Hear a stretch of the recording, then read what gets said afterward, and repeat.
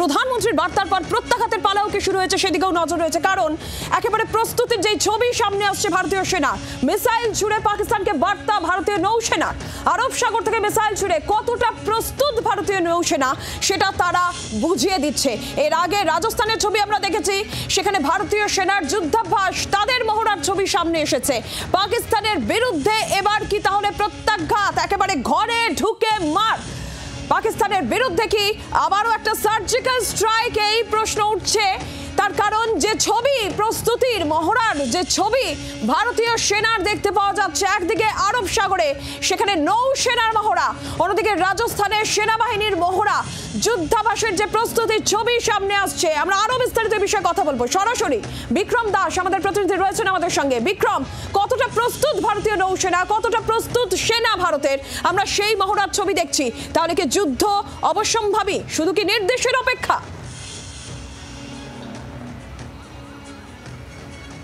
একেবারেই তাই, শুধুমাত্র নির্দেশের অপেক্ষা। তার কারণ ভারতীয় সেনাবাহিনীর যে একের পর এক বিভিন্ন ফ্রন্টে আমরা এক্সারসাইজ দেখতে পাচ্ছি, বিশেষ করে তাদের শক্তি প্রদর্শন দেখতে পাচ্ছি, সেখানে কিন্তু কার্যত পা কাঁপছে পাকিস্তানের। কারণ আমরা ইতিমধ্যেই যে খবর পাচ্ছি আজকে সকাল থেকে বা গতকাল রাত থেকেই যে বর্ডার ক্রস ফায়ারিং হচ্ছে বা এলওসির দুপ্রান্তে যে ক্রস ফায়ারিং হচ্ছে, সেখানে পাকিস্তান এতটাই ভীতগ্রস্ত যে ঝিলাম ভ্যালির মতন যে সমস্ত জায়গাগুলি রয়েছে এলওসির একেবারে পাশে, সেখানে পাকিস্তানের তরফ থেকে প্রচুর অ্যাম্বুলেন্স, প্রচুর ডক্টরস, প্রচুর নার্সেসকে কিন্তু সেখানে ইতিমধ্যেই ডিপ্লয়েড করতে শুরু করা হয়েছে।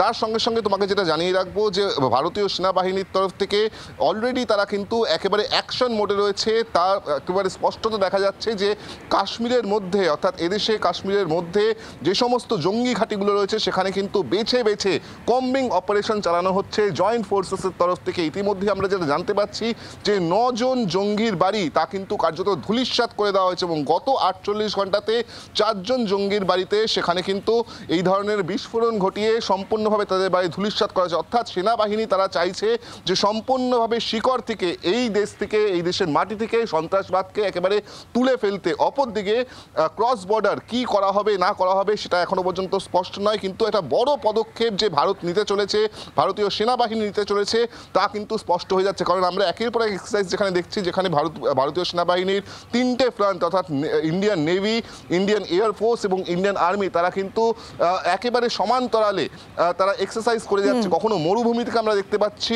ট্যাঙ্কের গর্জন, কখনো বা দেখা যাচ্ছে আরব সাগরে সেখানে নেভির গর্জন, আবার কখনো দেখা যাচ্ছে যে প্যারা কমান্ডো যারা রয়েছেন, স্পেশাল ফোর্সেসের যারা কমান্ডো রয়েছে, তারাও কিন্তু তাদের মতন করে এক্সারসাইজ করে যাচ্ছেন। অর্থাৎ যুদ্ধের জন্য একেবারে প্রস্তুত রয়েছে ভারতীয় সেনাবাহিনী, সব রকমের প্রস্তুতি তাদের রয়েছে।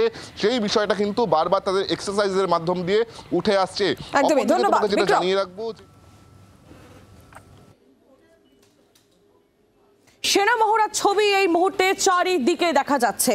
তবে কি যুদ্ধ অবশ্যম্ভাবী, এই বিষয়টা এখন সামনে আসছে। আমরা কথা বলবো কর্নেল রাজেন্দ্র ভাদুরী, অবসরপ্রাপ্ত সেনা কর্তা রয়েছেন আমাদের সঙ্গে এই মুহূর্তে সরাসরি। কর্নেল ভাদুরী, আমরা দেখছি ভারতীয় সেনার প্রস্তুতির ছবি, একের পর এক বার্তা পাকিস্তান সেনাকে দেওয়া হচ্ছে। অন্যদিকে পাকিস্তান তারাও ফোর্স ডিপ্লয়মেন্ট বাড়াচ্ছে বর্ডার এরিয়াগুলোতে বিশেষ করে।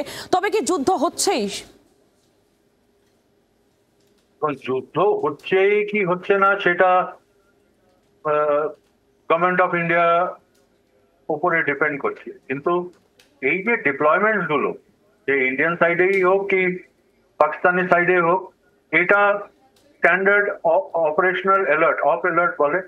এই অফ অ্যালার্টটা ইস্যু হয়েছে আর প্রিএমটিভ মেজার্স নেওয়া হয়েছে যাতে সেনাদেরকে ফরওয়ার্ড পজিশনসে, অপারেশনাল এরিয়াতে ডিপ্লয়মেন্ট করা হয়েছে।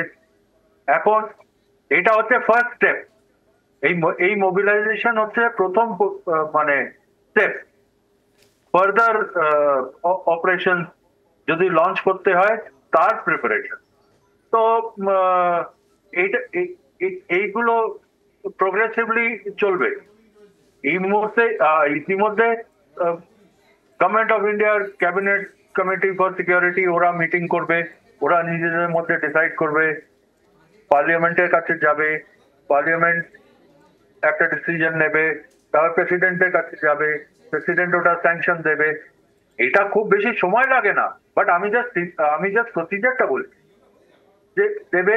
আর তারপরে যদি ডিসাইড হয় হ্যাঁ we are going to war, prime minister of India defence of India অ্যাক্টটাকে লাগু করবে আর ওয়ার ডিক্লেয়ার হবে। এই স্টেপ গুলো হতে হবে, কিন্তু আর্মি ওটা হচ্ছে পলিটিক্যাল আর মানে পলিটিক্যাল লেভেলের রেট। আর্মি ইতিমধ্যে নিশ্চয়ই নিজের অর্ডার পেয়ে গেছে নেভি আর এয়ারফোর্স যে আপনারা নিজেদের ব্যাটল পজিশনসে প্রস্তুতি নিন আর অপারেশনাল এরিয়াজে ডিপ্লয় করুন। বাংলার আওয়াজ, বাঙালির আবেগ, জি 24 ঘন্টা।